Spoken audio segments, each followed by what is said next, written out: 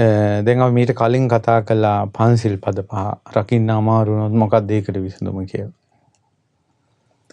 ඒකට තවත් විසඳුමක් තියෙනවා නිතර දම් පැන් දෙන එක. සිල් රකින්න හේතු වෙනවා කියනවා. මොකද නිතර දන් දීම ගිහි ධර්මයේ ඒ ගිහියා රඳවනවා. ගිහි ධර්මයේ තමයි තිසරණියත් පන්සිල් පද පහත්. ඒ තුල රඳවනවා නිතර දන් දීම තුල. අද අපි කතා කරනවා මේක නම් මම හිතන්නේ සමස්තයකට කොහොම වෙයිද කියලා මම දන්නේ නැහැ. නමුත් මුණ ගැහෙන පිරිස අතර ඇතැන් අයට මේ ප්‍රශ්නේ තියෙනවා. මේ ප්‍රශ්නේ ඍජුවම අපි සාකච්ඡා කරන්න ඕන පැවිදි සමාජයේ ගිහි අය අතරත් ඇතැන් ගුණධර්ම පුරුදු කරන්න කැමති අයට යම්කිසි පීඩනයක් පිණිස එන කාරණාවක් තියෙනවා. මොකක්ද ඒක? අද අපි කතා කරන්නේ බඹසර ගැන. මේ බඹසර කියන එක කේවල පරිපූර්ණ පාරිශුද්ධ බ්‍රහ්මචර්යාව කියන්නේ ගෞතම බුද්ධ ශාසනයට. බඹසර කියලා කියනකොට එකපාරම කෙනෙකුට සීල්පදේ තමයි මතක් වෙන්නේ. නමුත් බඹසර කියන්නේ උසස් හැසිරීම. උතුම් ප්‍රතිපදාව කියන එකට. මේ ලෝකයේ තියෙන උතුම්ම ප්‍රතිපදාව ආර්ය අෂ්ටාංග මාර්ගය. නිසා කේවල පරිපූර්ණ බ්‍රහ්මචර්යාව කියලා කියන්නේ ආර්ය අෂ්ටාංගික මාර්ගයට. ඒකට අපි කාටත් කේවල පරිපූර්ණ උතුම් බ්‍රහ්මචාරී බව පුරුදු කරගන්න බැරි නිසා තමයි මෙච්චර කාලය සංසාරේ ආවේ. ඕක තමයි මූලිකම දේ. ඊළඟට තියෙනවා බඹසර කියලා අපි බුද්ධ වචනයට කියනවා. මේ බුද්ධ වචනයට බඹසර කියන වචනේ පාවිච්චි කරනවා. ඊළඟට බඹසර කියන එක පාවිච්චි කරනවා දාණයට. දාණයටත් බඹසර කියනවා. සීලයට බඹසර කියනවා. ගුණධර්ම වලට බඹසර කියනවා. කඩන්න නැතුව රකින්න එක දිගට රකින්න යම්කිසි තමන්ගේ හොඳ ගතිගුණයක් තියෙනවා නම් ඒකටත් බඹසර කියනවා. බඹසර සිල්පදයටත් බ්‍රහ්මචාරී බව කියලා කියනවා. එතකොට උසස් හැසිරීම. එතකොට මේකෙදින් කෙනෙකුට පුළුවන් නම් පංචශීල රකින්න නැති සමාජයේ පංචශීල ප්‍රතිපදාවේ මනාව සිල්පද පහ රැකගෙන ඉන්නවා නම් එයාටත් බුද්ධ ශාසනයේ යම් බඹසරක් තියෙනවා. ඊට පස්සේ යම්කිසි තරුණ පුතෙක් හරි තරුණ දියණියක් හරි තමන්ගේ ජීවිතේ කෙලසා ගන්න නැතුව විවාහ වෙනකල් තවත් කෙනෙකු සමග කාමයේ හැසිරෙන්නේ නැතුව වාසය කරනවා නම් ඒකත් ඒ බඹසර. ඒකට කියනවා කුමරි බඹසර, කුමර බඹසර කියලා. ඊට පස්සේ විවාහ වුණ කෙනා තමන්ගේ නෝනා හැර වෙන කාන්තාවොත් එක්ක වාසය කරන්නේ නැත්තම්, තමන්ගේ මහත්ය හැර වෙන පිරිමිත් එක්ක වාසය කරන්නේ නැත්තම් ඒ ඇයිට ගිහි ජීවිතේ බඹසර තියෙනවා. ඉතින් ඒ නිසා ඒවා යම් බඹසරක්. ඊට පස්සේ පැවිද්දන්ට මුළුමනින්ම කාම ක්‍රීඩා වලින් ලිංගික ක්‍රීඩා වලින් ඈත් වීම ඒ භික්ෂුන් වහන්සේගේ පිරිසිදු බඹසර. එතකොට බුදුරජාණන් වහන්සේ ඔය ආදි වශයෙන් විස්තර කළා. දැන් අද අපි කතා කරන්නේ මේකයි. එතකොට අපි කියමුකෝ ස්වාමීන් වහන්සේ නම. ඉස්සර දැන් මේක දැන් අද සමාජේ නම් ගොඩාක් අමාරුයි. අද සමාජයේ ගොඩාක් කාමයේ පුංචි කාලේ ඉඳලම ආයුෂ අඩුවීමත් එක්ක බුදුරජාණන් වහන්සේ වදාළනේ අවුරුදු 5න් කසාද බැඳලා දරුවෝ හදන කාලයක් ඉදිරියට එනවා කියලා. ඉතින් ඒව දැන් ප්‍රකටව පේන්නේ. මේක මේ යුගයේ සහ ධර්මයේ අතුරුදහන් වීම මේ ලෝකේ ගුණධර්ම නැසී යාමේ පූර්ව නිමිති ආයුෂ අඩුවීමේ ඊළඟ මේ යුගයේ පූර්ව නිමිති සහ ගති ස්වභාවයන් තමයි ඔය කාමාසත්ත මේ ළමා ලපටි තරුණ ජීවිත මේ වයසක ජීවිත වලින් පෙන්눔 කරන්නේ. බුදුරජාණන් වහන්සේ පහළ වෙන කාලේ බ්‍රාහ්මණ සමාජයේ තිබ්බා කසාදයක් ගැන හිතන්නේ අවුරුදු 48න්. අවුරුදු 48 වෙනකල් බ්‍රාහ්මණවරු බඹසර රැකලා තියෙනවා. අවුරුදු 48න් තමයි හිතන්නේ කසාද බඳිනවද නැද්ද කියලා. කියන්නේ අද කාලේ අවුරුදු 20 පහ වුණා ගමන් නිතර හිතන්න ගන්නේ මම බඳිනවද නැද්ද කියලා.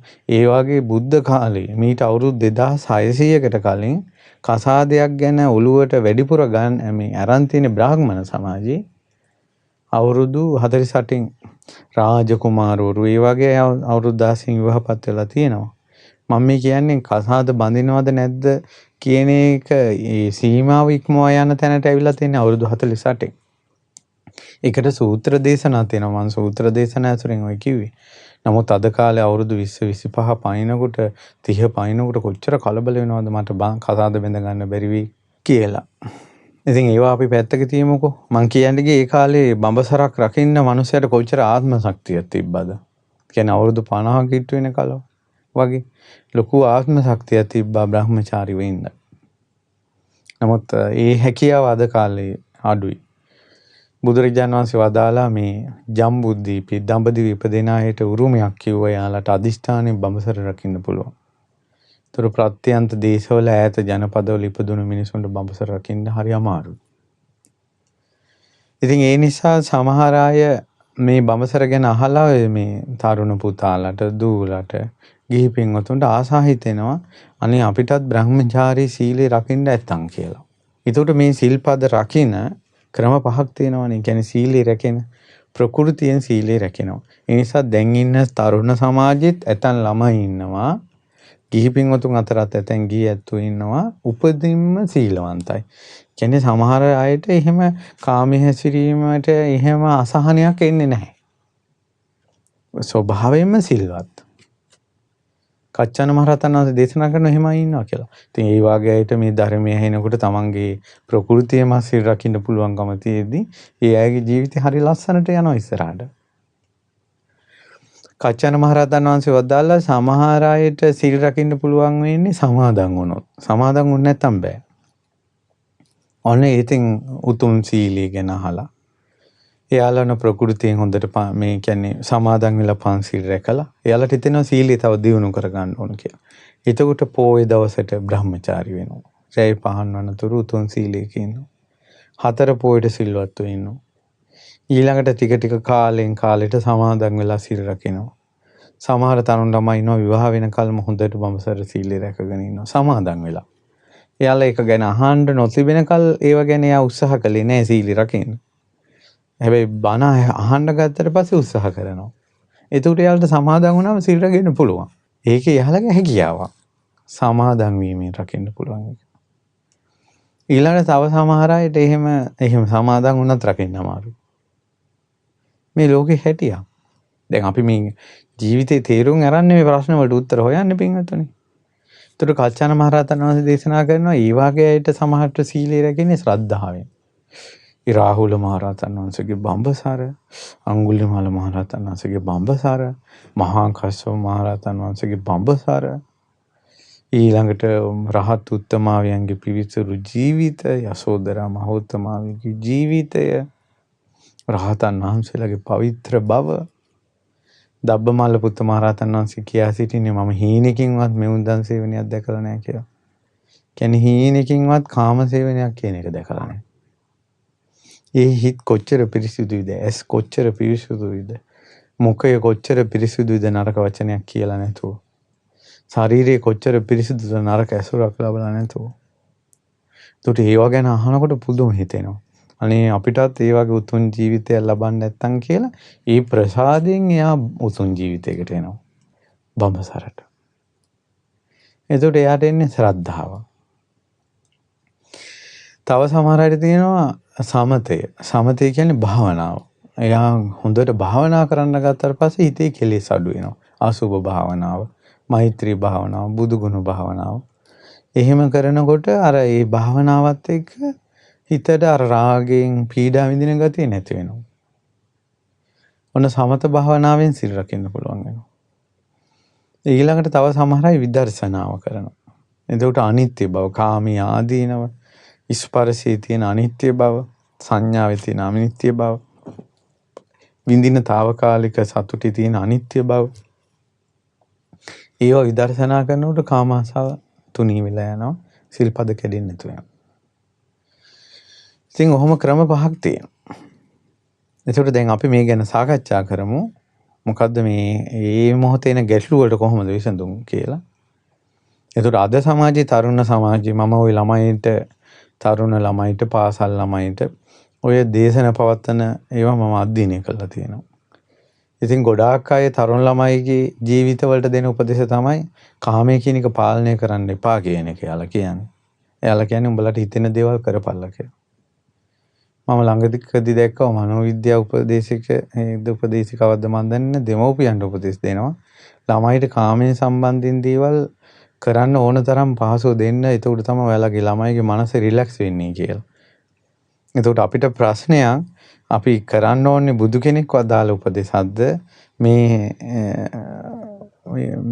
සාමාන්‍ය කාම ජීවිතයේ අන්ධ වෙලා කාමයෙන්ම සතුට හොයන කාමයේ තමයි නිදහස කියලා හිතන මිනිසුන්ගේ උපදේශද ඉදිරි සමාජයට වැදගත් වෙන්නේ කියන එක ගැන මම මොහොතක් නිහඬව කල්පනා කළා. ඉතින් ඔයාලට කැමති උත්තරයක් ගන්න. හැබැයි හරි උත්තරය ගන්න එක නුවණ තියෙන කෙනෙකුට විතරයි කරන්න පුළුවන්.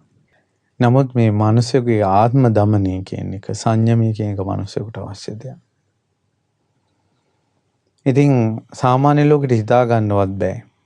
ඕක ওই විදිහට මොන උදේනි රජුරු බාහරද්වාජ පින්ඩෝල බාහරද්වාජ මහරහතන් වහන්සේ අහනවා මේ කලු කෙස් තියෙන තරුණ ජීවිතේ කසාද මෙදලක් නැතුව කුමාර කුමාරිකාවෝ මේ බුද්ධ ශාසනය පැවිදි වෙනවා. කසාදයක්වත් කරගෙන නැහැ. කාමයේ කියන එක භුක්ති විඳලත් නැහැ. නමුත් ඒ අය කොහොමද මේ හැඟීම් පාලනය කරගෙන කාමක දේවල් කරන්නේ නැතුව බ්‍රහ්මචාරී සීලයක් කොහොමද රකින්නේ? ඊට පස්සේ බාහරද්වාජ මහරහතන් වහන්සේ දේශනා කරනවා සියල්ල දන්නා වූ සියල්ල දක්නා වූ ලෞතර බුදුරජාණන් වහන්සේ ගෞරවාන්විත කතා බහක් ගෞරවාන්විත ව්‍යවහාරයක් අපිට වදාලා. කොහොමද? ඒ තමයි වැඩිමහල් කාන්තාව දකින්නකොට මේ මගේ අම්මා කෙනෙක් ලොකු අම්මා කෙනෙක් වගේ කියලා අර අම්මා කෙනෙකුට ලොකු අම්මා කෙනෙකුට වැඩිමහල් ආච්චි කෙනෙකුට වැඩිමහල් කාන්තාවකට අපි ගෞරවයෙන් කතා කරන්නේ. අන්නේ සංඥාව පිහිටව ගන්න ඕන. තමන්ට බාල කාන්තාවක් සමග කතා කරනකොට අපි සංඥාව පිහිටව ගන්න ඕන. මේ මගේ නංගි කෙනෙක් වගේ මේ මගේ සහෝදරියක් කියනතෝ සහෝදරිය තමන්ගේ නංගිත් එක්ක අනවශ්‍ය සිතුවිලි පහල කරන්නේ නැහැ. මේ ගෞරවය. ඒතර අපි ගෞරවයෙන් කතා කරන්නේ. ඒතර ගෞරවණීය ව්‍යවහාරය බඹසරට උපකාරයි කියෝ. දැන් අපි සංඝයා වහන්සේ නමකට උනා. අනේ ස්වාමීනි අවසරයි කියලා බොහොම යටහත් පහත්ව නම් කතා කරන්නේ. හාමුදුරුවොත් ඒ අයට කතා කරන්නේ උපාසිකාව, පින්වත් මහත්මිය, නෝනා මහත්මිය කියලා ගෞරවාන්විත නම් කාන්තාවට ව්‍යවහාරය කරන්නේ. යම් දුරස් බවක් ඇති වෙනවා සංඝයයි ගිහියයි අතර. ඔයා නංගි නංගෝ කියලා ඒ වගේ වචන ගත්තොත් ඔයා මෙයා වෙලා ආරයා වෙලා යනවා. ඉතින් ඒ නිසා මේ ව්‍යවහාරය කියන එක බුදුරජාණන් වහන්සේ සීල් රකින්න උපකාරයක් කියලා වදාලා. ව්‍යවහාරය. ගෞරවාන්විත වචන ව්‍යවහාරය. ගෞරවාන්විත සංඥාව. ඊට පස්සේ රජුරෝ කියනවා ස්වාමීනි එහෙම වුණාට සමහර අය ඉන්නවා රාගය වැඩි. ඒ නිසා එහෙම හිතුවත් ආසාවල් එනවා. වෙන්න බැරිද කියලා අහනවා. ඊට පස්සේ මහරහතන් වහන්සේ කියනවා එහෙම වෙන්න පුළුවන්. එහෙම වුණාම තව විසඳුමක් තියෙනවා. මොකක්ද ඊළඟ විසඳුම? සියල්ල දන්නා හෝ දක්නා වූ බුදුරජාන් වහන්සේ මේ කෙස් ටිකෙන් පහලට යටිපතුලෙන් උඩට හමකින් වෙහිලා තියෙන මේ ශරීරයේ කුණප කොට්ටාස 32 නුවණින් විමසන්න කිව්වා මේ හැමකින් වෙහිලා තිබ්බට මේ කේස් ලොම් නිය දත් සම මාස නහර ඇට මිදුළු වකුගඩු හදවත අක්මාව දලබුව කුඩා බඩවැල මහා බඩවැල ආමාශය ඊළඟට පිත්තාශය බඩදිව පෙනහළු කුඩා බඩවැල් මහා බඩවැල් ආමාශය අසුචි ඊළඟට පිත්තසෙම සැරවලි දහඩිය තෙල් මන්ද කඳුළු උරුණු තෙල් කෙල සොටු සඳ මිදුළු මුත්‍රා මේවා ටික තමයි මේ ශරීරයේ තියෙන්නේ කියලා අර මල්ලක් ලිහලා මොන් ඇට කඩල ඇට මෑට හාල් ඇට තල ඇට වගේ දාපු දෙපැත්තේ කට තියෙන මල්ලක් ලිහලා බලලා මේක වෙන් කරනවා වගේ මේක ඇතුළ වෙන් කරගන්න කිව්වා. අසුභ භාවනාව. මේ ශරීරයේ තියෙන්නේ මේවා නෙවෙයි කියලා.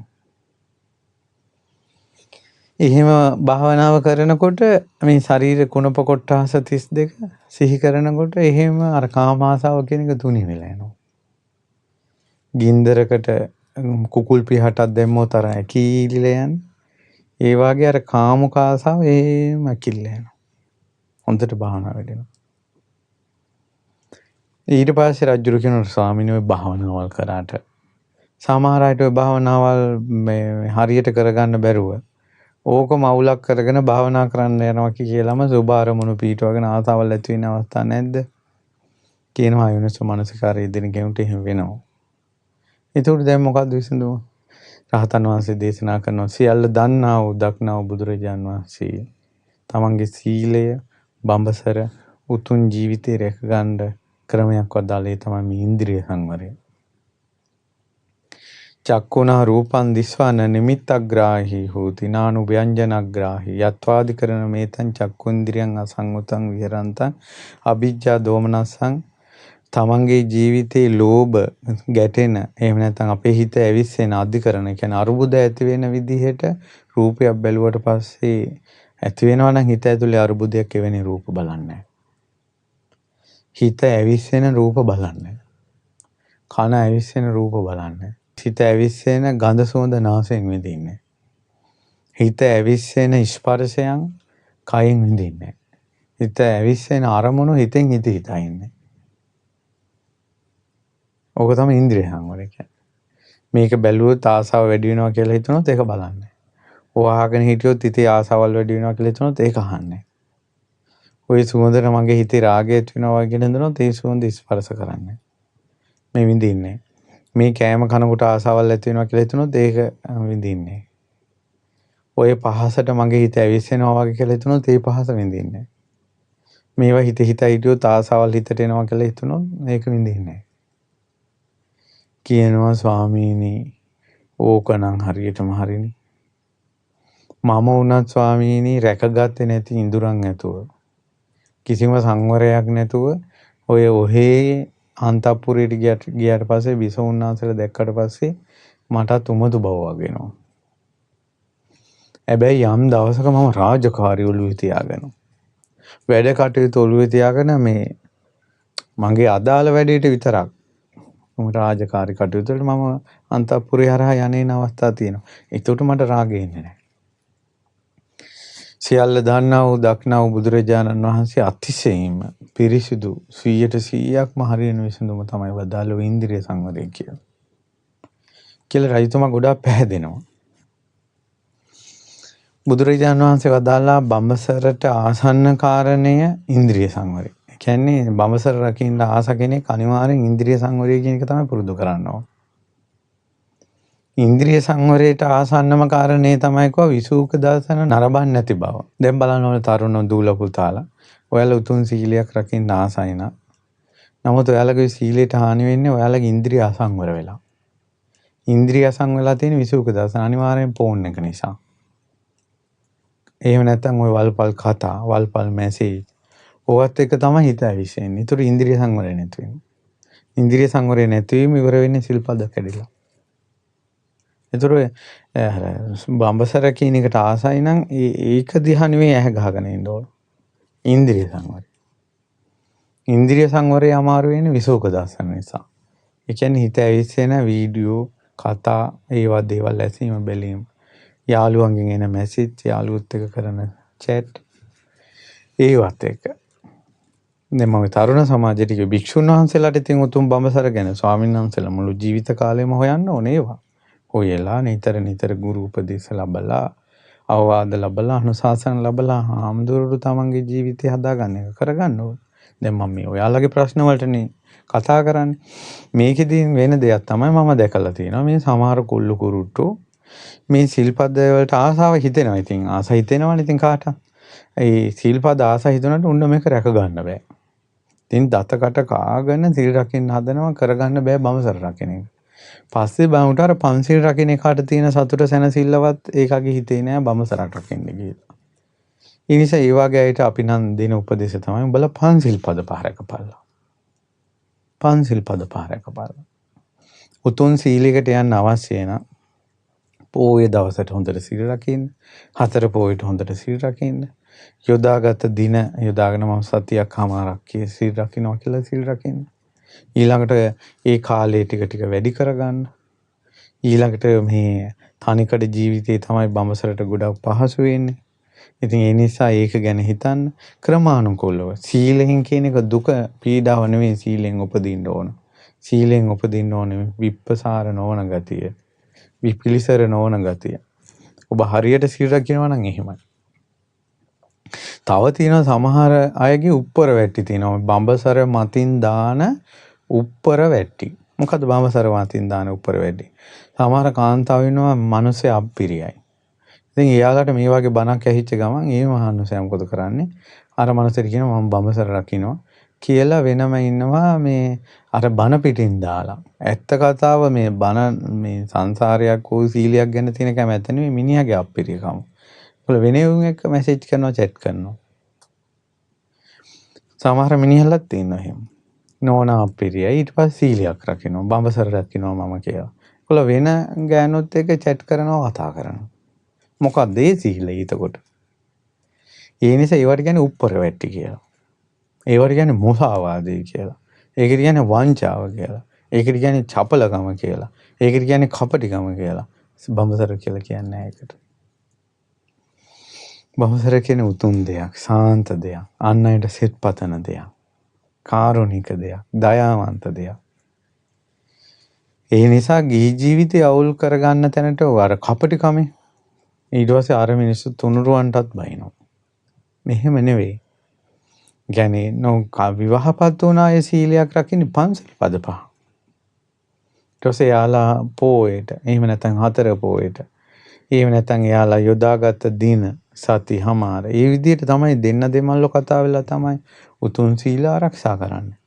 මේ බඹසර කියන එක විවාහ වෙච්ච කෙනෙකුට අද කාලේ තනි తీරන ගත යුතු සිල්පදයක් නෙමෙයි ඒක. ඉතින් මේක මම අර තරුණ ළමයි අතර දූල පුතාලා අතර සිල් රකින්න ආසයින් අයට උපදේශක් විදිහට මම මේ වදාලේ. මේ විස්තර කාරණා කිව්වේ. මිසක් මේක විවාහ වුණ ජීවිතේට අනිවාර්යෙන් ගත යුතු සීලයක් නෙවෙයි. ගිහියට බුදුරජාන් වහන්සේ වදාළේ පන්සිල් පද පහ. ඒ පන්සිල් පද පහ රකින්න ඕන. උපෝසත සීලයේ දවසට හරියට සිල්පද ටික රකින්න ඕන. කැමති අයට හතර පොයට සිල් රකින්න පුළුවන්. දූල පුතාලා වුණ කැමති නම් මේ සීලය රකින්න පුළුවන් වුණොත් ඔයාලගේ ජීවිතේ හරි ලස්සනයි. පුළුවන් අය ඉන්නවා. බැරි අය පන්සිල් පද පහ රකින්න. හැබැයි මේක මතක තියාගන්න මේ සිල් රකින්න අමාරු ඉන්ද්‍රිය සංවරය නැති නිසා. ඉන්ද්‍රිය සංවරය නැත්තේ විසුක දසන වැඩි නිසා. ලෝකේ විසුක දසන වැඩිම දේ තමයි ෆෝන් එක. ඊළඟට ටීවී එක. ඊළඟට කෙලෙස් ඇවිස්සුන යාළුවොත් එක්ක කරන සංഭാෂණය. කතාව බහ ඇසුරු කිරීම. මේවා නිසා හිත ඇවිස්සෙනවා. ඇවිස්සුන හිත අසංවර වෙනවා. අසංවර වුණ හිතට සිල් රකින්න අමාරුයි. ඉතින් ඒ නිසා ඒ සිල් රකින්න සමහර අය ප්‍රകൃතියෙන්ම සීලවන්තයි. හොඳ අය ඉන්නවා. අපි තරුණ සමාජයේ නැති වෙලා විනාශ වෙලා කිව්වට හොඳ ගුණ තියෙන ළමයි මුණ ගිහිලා තියෙනවා. එක වනපදෙන් හොඳට සීල් රකින්න ළමයි මුණ ගිහිලා තියෙනවා. සීලයට ගොඩක් ආස ළමයි මුණ ගිහිලා තියෙනවා. සුන්දර හිත තියෙන ළමයි මුණ ගිහිලා තියෙනවා. එතකොට ප්‍රകൃතියෙන් සීල් රකින්නවා. සමාදන් වෙලා සීල් රකින්නවා. ඊළඟට ශ්‍රද්ධාව නිසා සීල් රකින්නවා. සමතේ නිසා සීල් රකින්නවා. විදර්ශනාව නිසා සීල් රකින්නවා. ඊළඟට රහතන් වහන්සේලාගේ ගුණවලට පැහැදෙන එක සීල් රකින්න හරි උපකාරයක්. බඹසර රහතන් වහන්සේලාගේ බඹසරට, රහතන් වහන්සේලාගේ පවිත්‍ර ජීවිතයට, භාග්‍යතුන් වහන්සේගේ අති උත්තම පාරමී බඹසරට, යසෝදරා උත්තමාවිය වගේ පවිත්‍ර උත්තමාවියන්ගේ පිරිසුදු ජීවිතවලට ගරු කරන එක, වඳින එක, සත්කාර කරන එක, සම්මාන කරන එක චිත්ත ප්‍රසාදය. තමන්ගේ සීලයට උපකාරයි.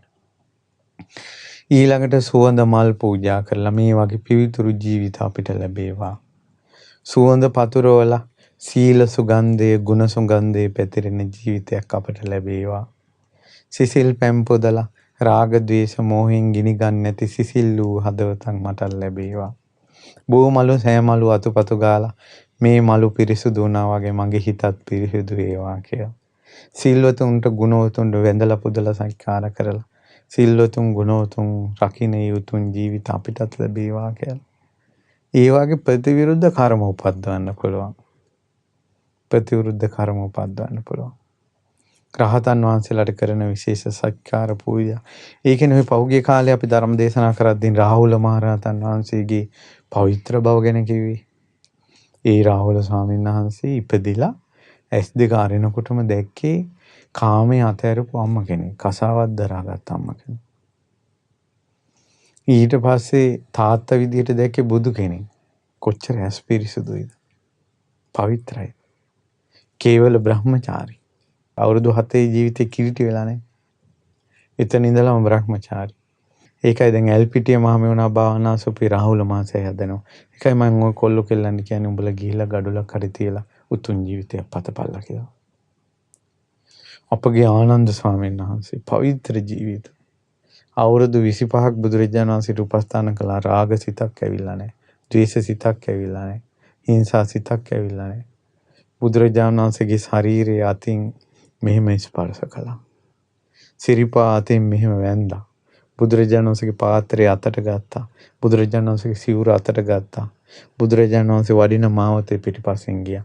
මුළු ඇඟම පේ වෙලා වගේ. හිත ඇතුලේ තියෙන ධර්මය. ගත සිතත් බුදු සුවඳින් සුවඳවත් වෙලා. බුදු සිසිලසින් සම්බුදු සිසිලසින් සිසිල් වෙලා. ආනන්ද ස්වාමීන් වහන්සේ. ඒ වගේ මුනිවරුන්ගේ විහෙරට ගඩොලක් තියපල්ලා කියලා කියන්නේ ඒකයි දරුවනි. ගල්නෑව ආනන්ද මහසෑයි වත් පිළිවෙත් කරන්න. පින් කරගන්න. ඒ උතුම් පවිත්‍ර ජීවිතවලට. වරදින් ආත්මින්දුන මුනිවරයා ශ්‍රී අඟුලිමාල මහා ආර්ය මහෝත්තම මහරහතන් වහන්සේ ඒ සෑයට වත් පිළිවෙත් කරලා වැඳලා පුදලා පිරික් කියලා තමන්ගේ අඩුපාඩු වලින් නැගී හිටින්න ශක්තිය දෙන්න කියලා රහතන් වහන්සේ ළඟ වැඳ වැටෙනවා. ඒ ඔක්කොම ආйти ශ්‍රද්ධාවෙන් සිල් රකින්න තැනට වැටෙනවා එතකොට. ඊ වගේ උපක්‍රම පාවිච්චි කරන්න. පාවිච්චි කරලා උතුම් ජීවිතේට ඉන්න. හැබැයි මතක තියාගන්න දුක් වෙන්න එපා. දුක් වෙන්න එපා. පන්සිල් පද පහ රැකලා හරි සතුටින් හිටපල්ලා. පුළුවන් විදිහට සිල් රකින්න. ඉතින් ඒ නිසා අපිටත් උතුම් ජීවිතයකට ඔන්න අඩහොරාව ඉවරයි. උතුම් ජීවිතයකට අපි කාටත් මේ රැස් කරගන්න පින මේ බුදුරජාණන් වහන්සේගේ සම්බුදු සුවඳ තියෙන දිශාවට හැරුණ පින අපිටත් උත්තම ජීවිතයක් කරා යන්න හේතු වාසනා වේවා.